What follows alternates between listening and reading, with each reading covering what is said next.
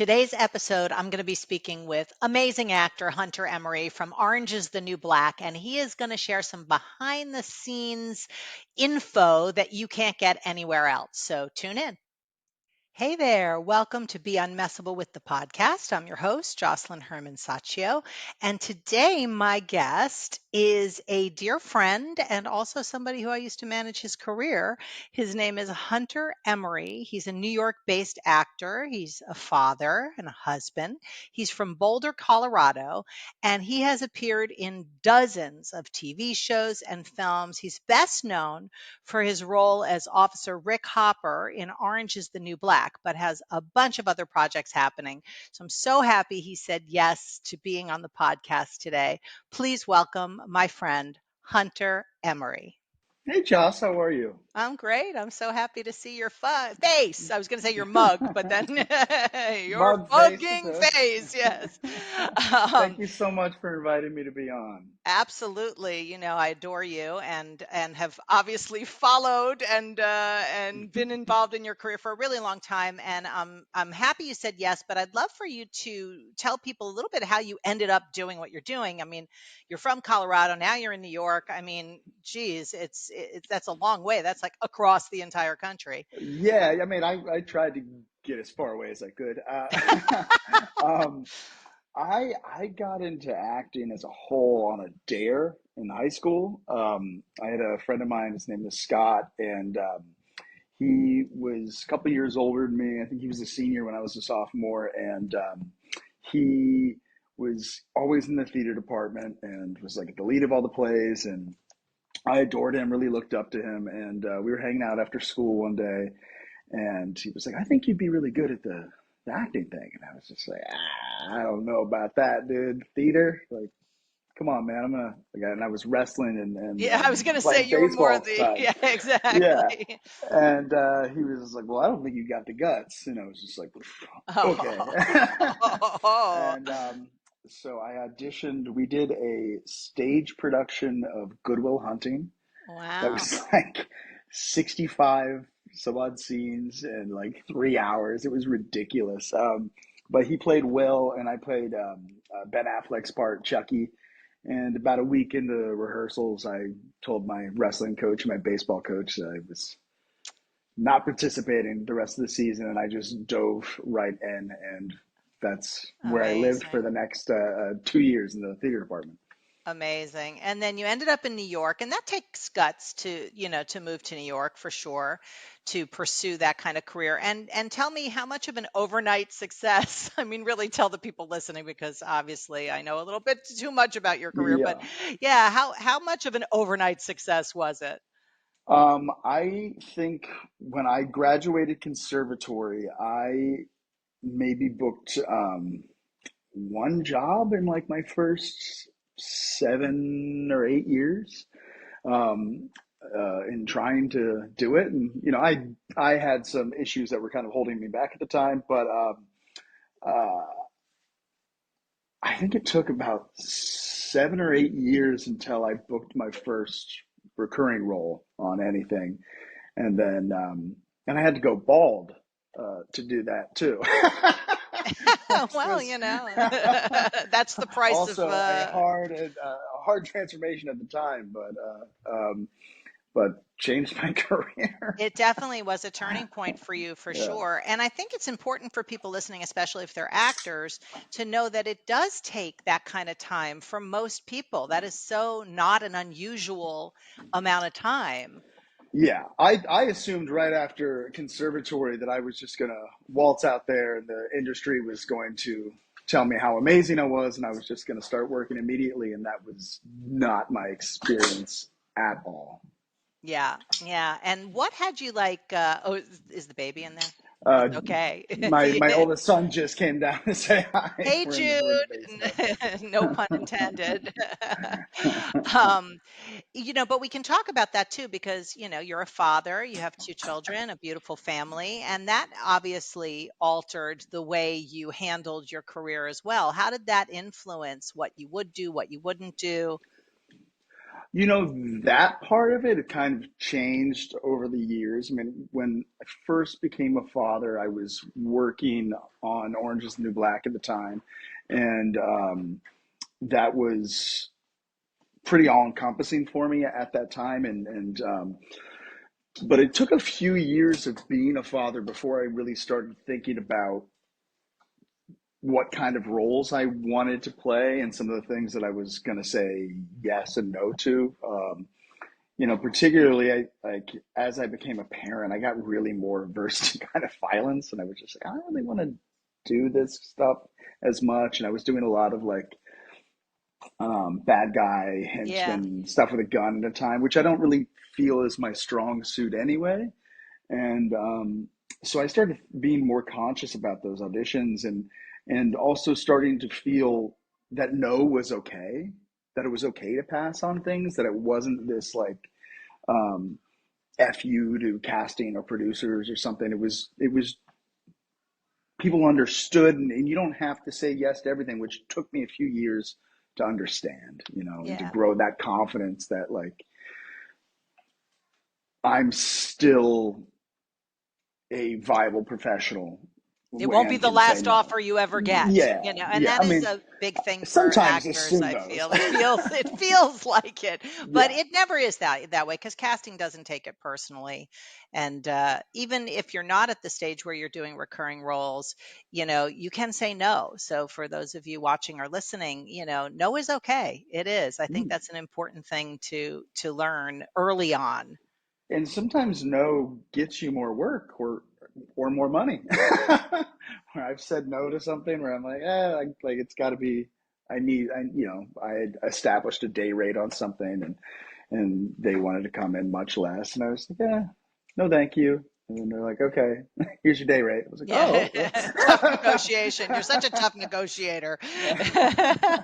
Well, that's, one of the things in negotiation that's so important is you can be committed but unattached. The moment you're unattached, you have a much more, not powerful like, but, much stronger stance because if it comes, it comes. If it doesn't, it doesn't. So it's not like a survival based thing.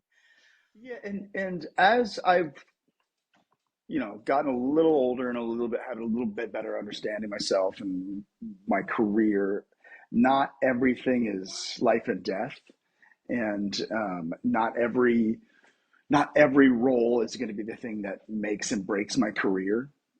And I think for a long time, especially early in my career, like it felt like every opportunity, like if I don't make the most out of this, like everything's going to fall apart. And I don't quite feel that as much sometimes. And now I'm much more.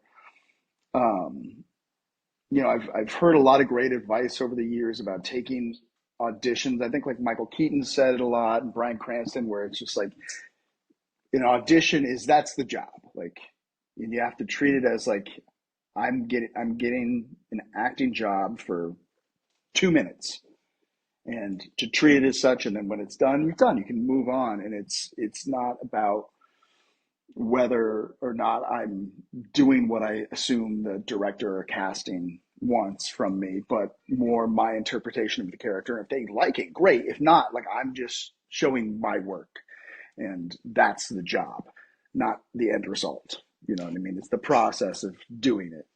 And when do you think you had that, I'll call it an epiphany, like when did that shift take place for you where you were able to relate to the auditions that way with not so much attachment to them? Um, I don't know if I could say specifically.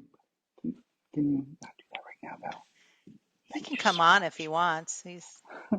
He'll be the youngest guest I've ever had. much. Just curious about what I'm doing. Yeah.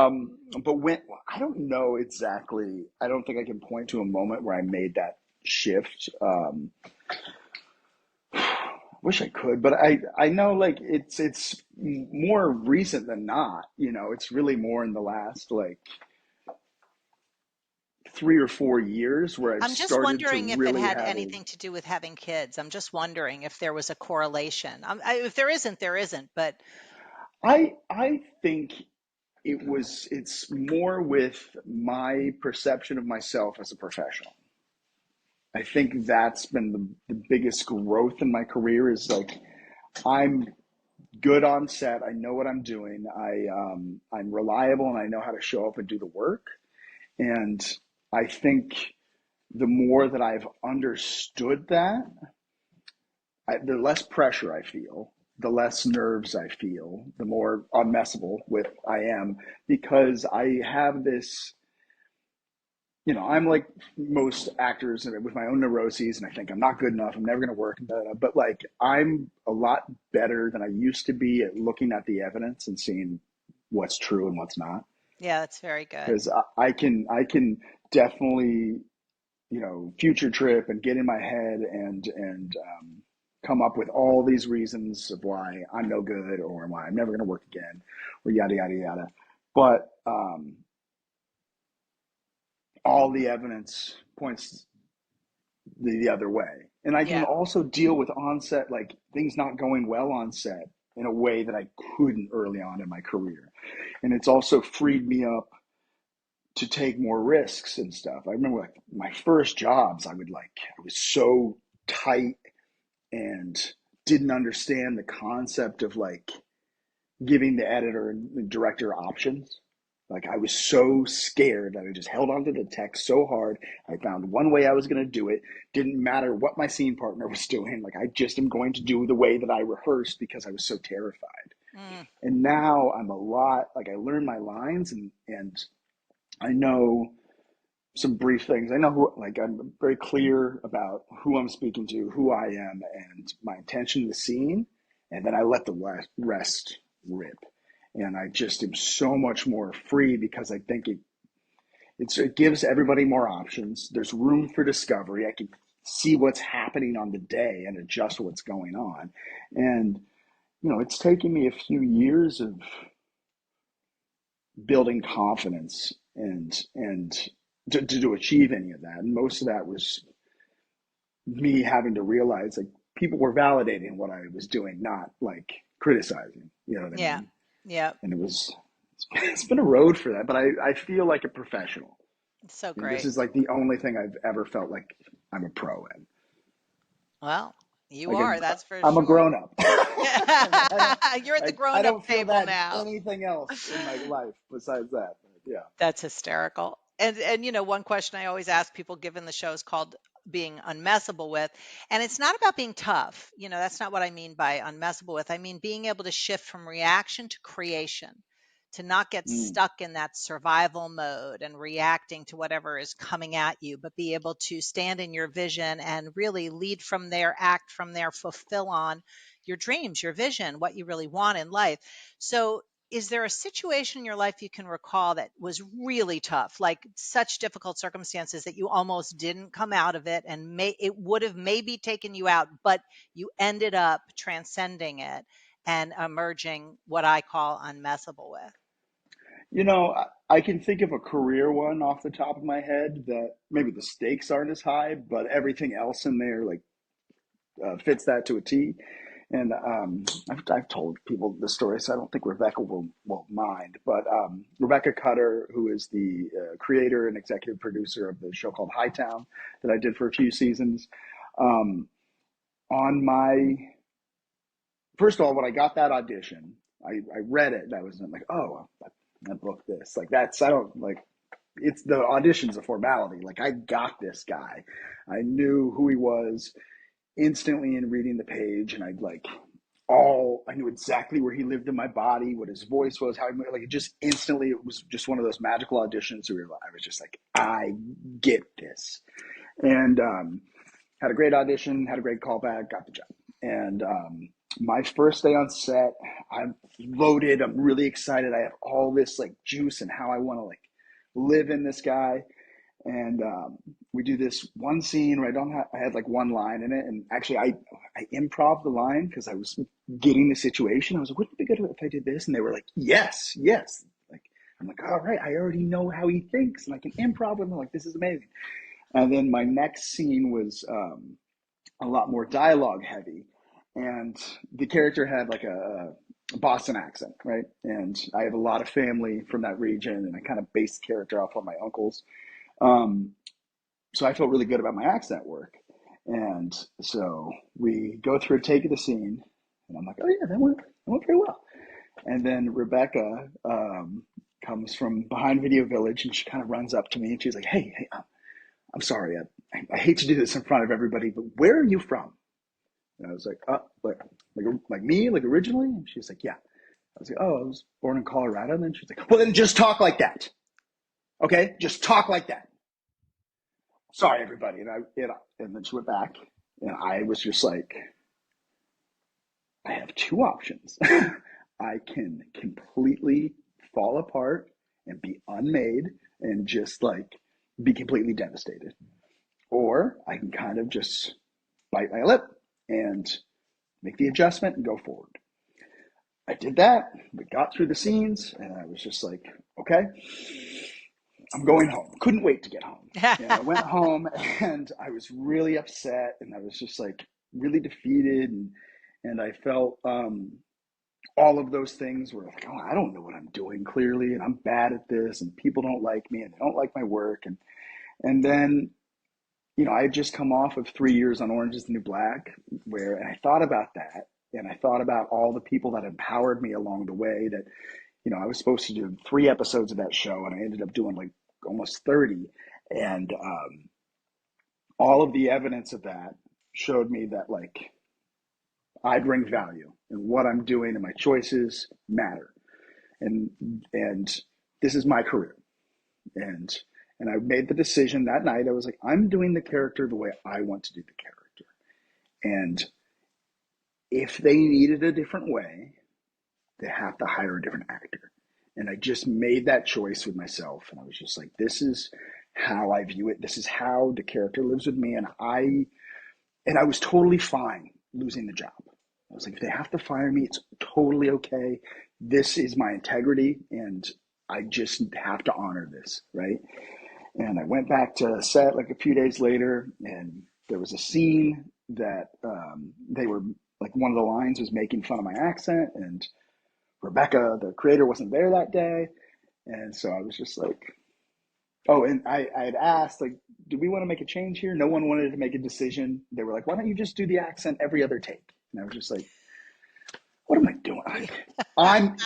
I know who this guy is. I'm going for it. And I went like full force the way I wanted to do the role the rest of the season. I had an absolute blast. It's one of my favorite characters I've ever done. And I was just like, I'm going for it as hard as I want, the way that I want it. I'm totally happy to lose the job if that's what it's going to cost me. And got through the season and got called to come back for the next season. And on my first day of that, we were shooting up in Provincetown, Massachusetts, and had this great scene with Monica, the lead of the show, and it was really hilarious. And it was just this awesome, like 2-minute walk and talk down this dock, and we banged it out in just a couple takes, and everybody was like, that was awesome. And I was like, yeah, it was. And so I was about to head back to my hotel, and Rebecca grabbed my arm when I was walking off set, and she said, thanks for not listening to me. Oh, And I was like, oh, that's so thank great. you. And she, she just hired me on her next show, and gave me an even Amazing. bigger part. So it's like, it was, but it was this really triumphal moment for me where I was just like, so proud of myself that I was willing to lose the job, and not in this defiance way or to be just a pain in the ass, because I could take direction, but Of course. I just knew my value really for the first time, and I was like, I was hired to do the job, and like, this is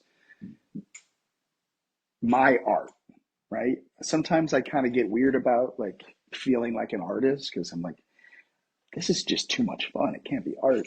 Um, but that was one of those moments where I was like, I bring value, and I have an artistic voice, and it matters. And not everybody has to like it. That's totally fine. But what matters is that how I feel about it.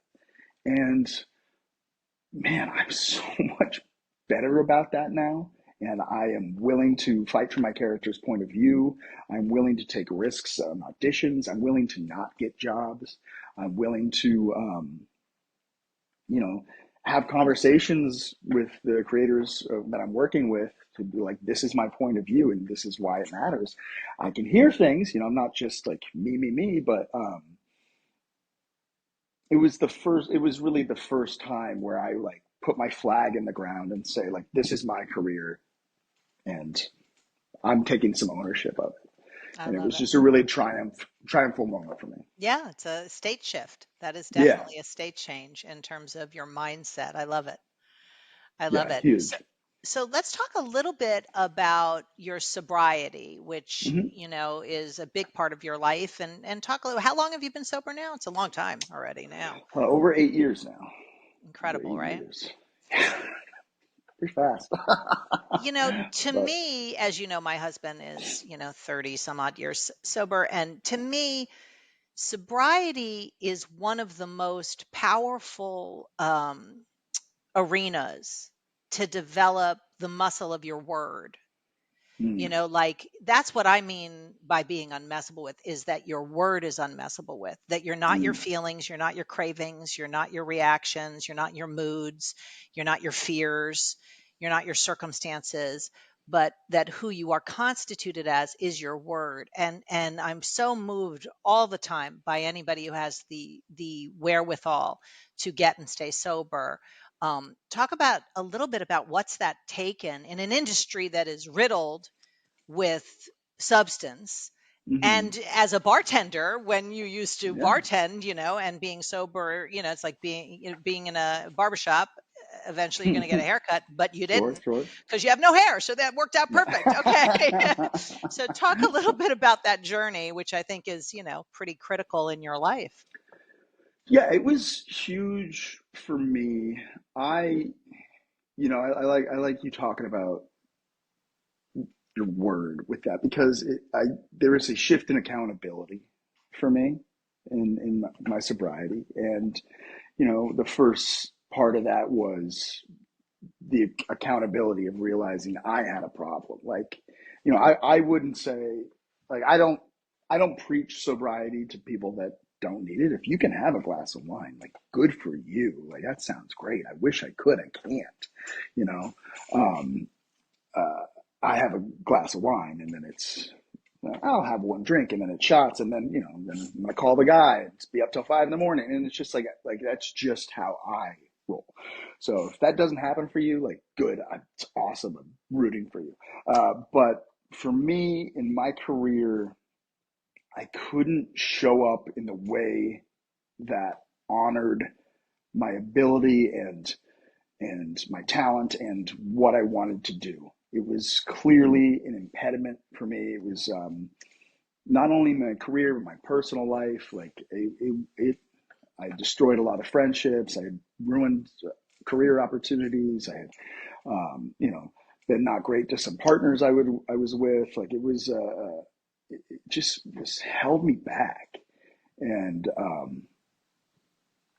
I was constantly every single time I would do something that I regret, I would wake up and I go, how did I let this happen again?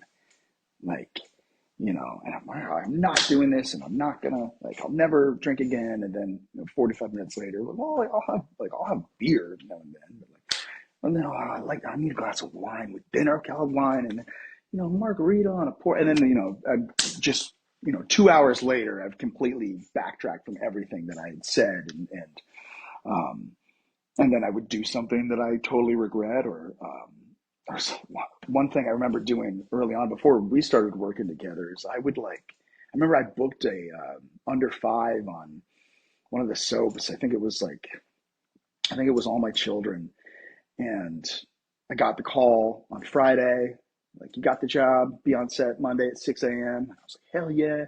And I went out Friday night and partied all weekend and I missed my call. Mm, Just didn't brutal. show up.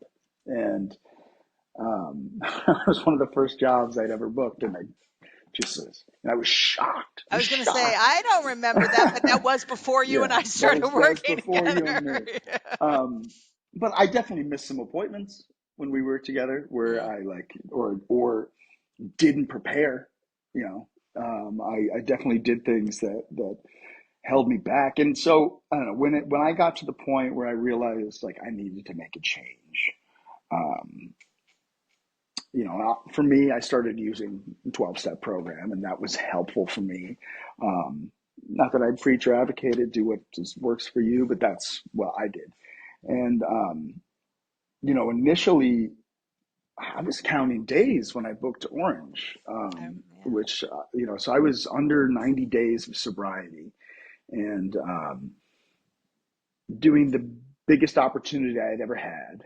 Um, I was a mess. I was a mess. Like on set, I was constantly thinking I was going to get fired, and I was, you know, but I also like I was extremely lucky to have that because I had something that I desperately wanted and a real opportunity to lose it. So it made me dig in and get really desperate with my sobriety and to you know, for me, it was a lot of meetings and phone calls and steps and working a program but I took it seriously because I really didn't want to lose this job. I knew it was a huge opportunity. Um, but it also made my work really hold on really tight because I was so terrified. But I don't know, like I couldn't have a family. I couldn't, own a house. I couldn't do the things that bring real value to my life if if I was still drinking and doing drugs. Be great if I could every once in a while. I can't. And so the trade off is I get to have a career and I get to have a family. I get to have these children that I love. I get to have a home that's not perfect. I got a lot of stuff to do, but it's Well, mine. you get And, yeah, and it's your project. That's right. That's yeah. um, I get to have all these things that bring an incredible amount of value to my life. And I get to operate from a place of gratitude, which is, I think, the best way to work as a partner, as a father, and as a professional. Like, if I show up on set with the attitude of, I'm really grateful to be here, and how can I help everybody? Like, what can I do to be of service to the production? How can I help the cameraman? How can I help the boom operator? How can I help my scene partner? Like, what can I do here to bring good vibes and just be really grateful? And it's coming with that attitude to set has been amazing because even on projects or characters that like aren't my favorite thing in the world, and sometimes it's work, that's sometimes you got a job and it's Mhm. not what you want it to be, but if I show up in gratitude, like that is the energy I'm putting on myself, I take my ego out of the realm of possibilities, and I'm able to show up in a much more profound way and be a better professional because it's not about me. And there's there's a great saying that you know from my program that I really love. That's called I'm not. It says I'm not much, but I'm all I think about. That is my default setting, and I've found that when I am living in gratitude, I can't be anything else. Mm. There's no room for anything else. I can't be selfish. I can't be angry. I can only be like in gratitude, and so I found it, I don't always get there. I am by no means perfect and I struggle a lot. It's a lot easier for me to do that on the set than to stay in that at home. Yeah, Like at life's home, I stressful. bet as the kids are doing whatever they're Yeah, doing, we're it's like just like, gratitude, gratitude. that's hard. That's hard when you're like, dealing with a dirty diaper and you have poop all over your hand. Yeah. You're like, but That's when I'd be in gratitude that you were doing the diaper. but Uh, it's that shift is changed how I work. yeah. And I just finished something that I wasn't my favorite thing I've ever done, but all of this stuff that we've just been talking about all applied in this. And so like I had a lot of fun. I felt like a professional, which made me free to do creative stuff, and I was there to bring good vibes. And there was an actor at one point that I wasn't really vibing with very well, and it was just like I took myself out of it. How can I just make everything the scene better? How can I service this project? And I find the more that I take me out of it and like what I can get, everything tends to kind of flow better and take care of itself. Yeah, it's beautiful words to live by. I think we should call this Yeah. episode "It's Not About Me" or something like that. I think That's a that's, good one. kind of one of the big takeaways. There's a lot of Well, takeaways and though. especially if you're going to pursue this career, none of it happens without hundreds of other people that you see and don't see. You know, somebody had to get an idea for the show and write it, and they had to have the bravery to take it to someone else who had enthusiasm to go, yes, let's take it to somebody else. And then I got to hire this director who said yes, and then this casting person had to like, get into it and want to find somebody. And then you're getting on a set, and there's 200 people that are working their ass off all And the together to make props, this of thing. course, the Yeah, props. and the props, but like that's everybody involved. There's lights, Yeah, camera, there props, it's your PAs, crafty. Everybody's none of it like an happens. orchestra. Yeah, and then for this 2 minute thing that's going to be on screen, you know what I mean? Like, and it's you can get so focused on that and the result of this thing that it's really if you zoom out, you realize like, oh, I'm just a small piece of this cog. It is not fucking about me. It's Yeah. not about me. And that puts some perspective on it. Also just go like, not everything is so drastically important. You know what I mean? That like that. Not everything is going Serious. to. Yeah, exactly. Yeah. I mean, it's TVs and movie. It's not heart Mhm. surgery, And you it's know. supposed to be fun. and Like, and it can make a profound difference for people because as you and I both know and probably both have movies that have changed our lives. We mhm. saw that movie and it altered the course of our lives for sure, but the significance that gets brought to it sometimes is a little overdone. Yeah, like the reverence we have for actors sometimes. Where I'm just like, and that's also been a thing over the years. The more I've worked with like people where I go like when I first see them, I go, oh shit, and then you talk to them, you're like, oh, that's Just a just a person. person. I was working with somebody last week where like I got to set and I knew they were in the show, but I didn't realize they were in the scene. I was kind of distracted by some stuff at home, and I learned my lines. And they kind of showed up, and I was like, "Oh, I'm working with the I didn't look at the call sheet. Okay." And but then, like 2 minutes talking to them, you're like, "Oh, this is just a regular person that's just faking getting through this, like they know what they're Just doing, like just like everyone else. everybody else." Yeah, Isn't that amazing? It really yeah. is amazing Like when in you think about it. everybody where you want to be has the exact same doubts and Yeah. insecurities, and they want to be somewhere else. It's crazy that like you know this career is so much grass is greener on the other side. Then you get there, then you're like, oh shit, look at that grass, and the the higher you go or the farther you go in the career, I guess it never changes, And never it's not changes. just in that career because, I work with all kinds of people and there's always a next carrot. It's Yeah, like, yeah. well, once I get this, well, then once I get this, and then it's like, once you retire, and then pretty much you're dead. It's like, it's Thank like, God it ends at some at point. You some, know what I at mean? some point, the chasing, the getting through lifeness ends when you've gotten through life. It's over. Yeah. As my mother would say, it's over. So tell us what's coming up next. What's something you want to talk about? Let us know to look for you in. I have a new show coming out. I don't have a specific date right now, but it's called The Haunting Wives, and it's another show by Rebecca Cutter, who did Hightown, and one of my most favorite experiences in my career. I'm so stoked about it.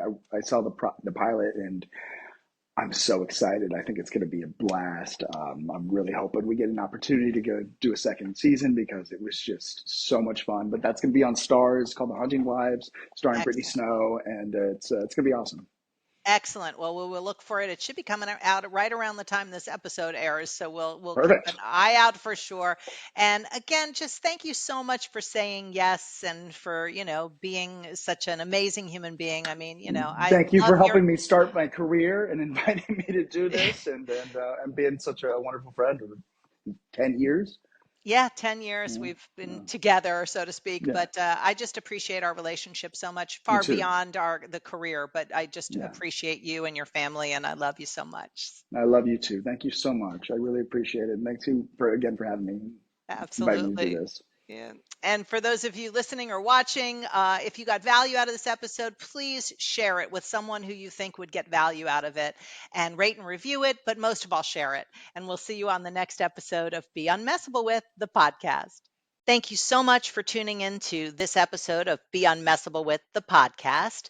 And I never take for granted that you've spent a little time with us today. And I want to make sure that you get value every time you do. So, in that spirit, I want to offer you my free Transcending Imposter Syndrome workbook. And this is if anything around imposter syndrome messes with you, this is a way to disappear that whole thing so you can emerge unmessable with. I also look forward to hearing from you any feedback and any ideas for future episodes that would support you in your unmessable with journey. Thanks again and see you next time.